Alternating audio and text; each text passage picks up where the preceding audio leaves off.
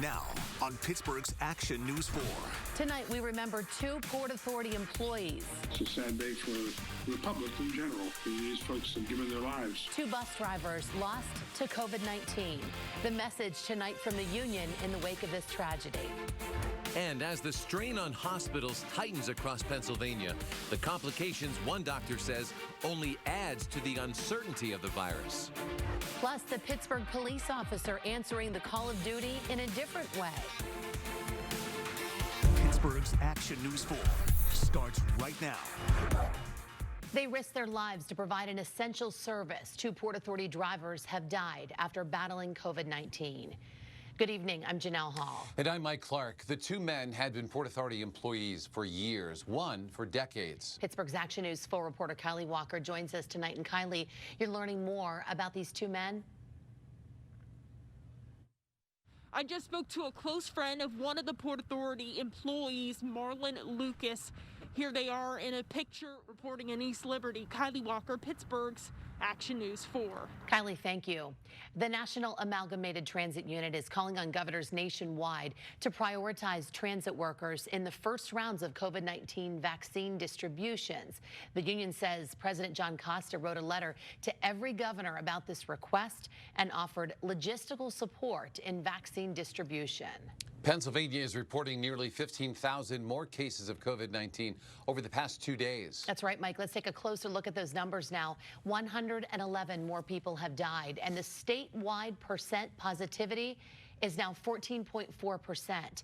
In Allegheny County, 1,470 new cases were reported in the last 48 hours. To date, there have been 34,121 cases.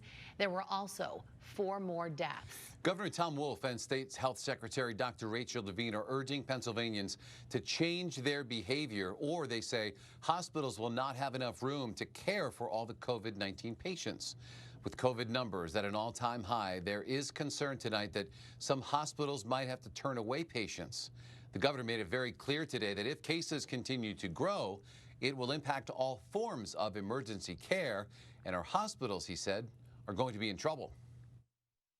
But there's no question that they are in dire need of some assistance from Pennsylvanians, from all of us. If we can't change the curve fairly quickly, then our healthcare system is going to be overwhelmed.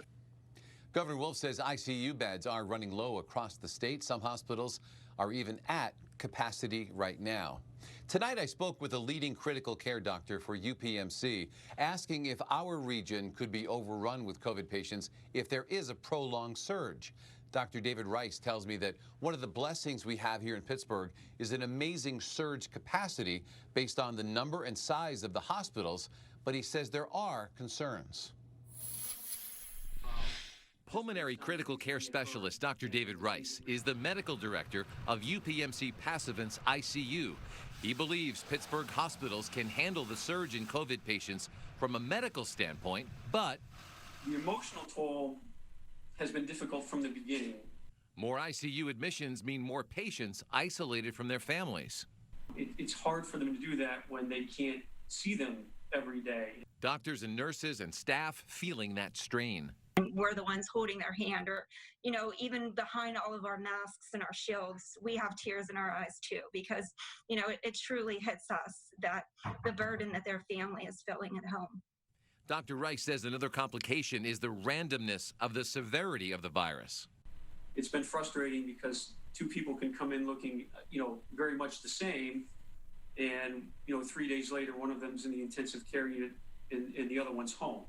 And while Dr. Rice says the transmission rate from patients to provider is exceedingly low, the 24/7 threat to frontline workers is real, and we all can help end the surge. And my message to people when I talk to them about this is that don't give up. Continue to distance, continue to wear your masks.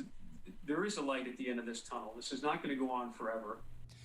While the situation is serious in every state, Dr. Rice was clear, telling me that the last thing that anyone wants to project to our community is that doctors are back on their heels or running out of beds and ventilators, because he says that is certainly not the case here. This could be a pivotal week in the fight against the coronavirus. Tomorrow, we will learn more about efforts to approve a vaccine. President Donald Trump is hosting an Operation Warp Speed Summit at the White House. This, as the Food and Drug Administration is set to meet on Thursday to examine emergency use authorization for Pfizer's vaccine. If it's approved, shipments of the doses will go out within 24 hours after that. In the UK, they're planning to administer the first coronavirus vaccine shots tomorrow. It was the first Western country to authorize a vaccine for emergency use last week.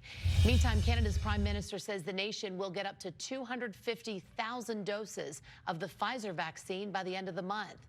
Pfizer's dose is expected to be approved by Health Canada as soon as Thursday. Seniors and workers in long-term care homes are likely to be first in line and first to be vaccinated in Canada.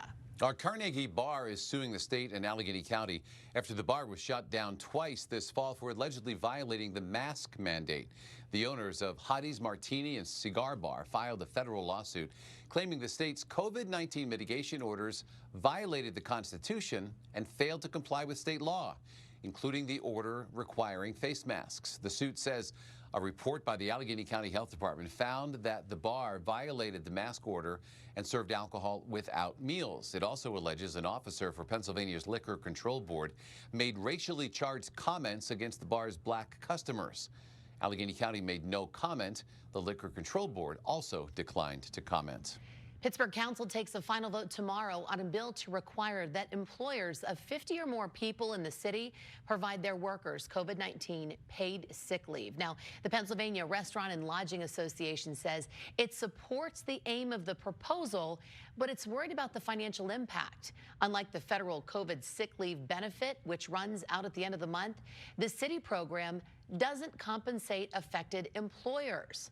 John Graff of the Priory Hospitality Group is a past chair of the association. I'm sympathetic to it, and I think the PRLA is sympathetic to it, and we want to work toward a solution. It's just like it's kind of been, at least with regard to the restaurant and lodging industry, it's kind of been a one-way street. So I encourage anyone who actually wants to have their voice heard to come to the table and negotiate and be part of the solution. And in this case, we've not heard from the Restaurant and Lodging Association.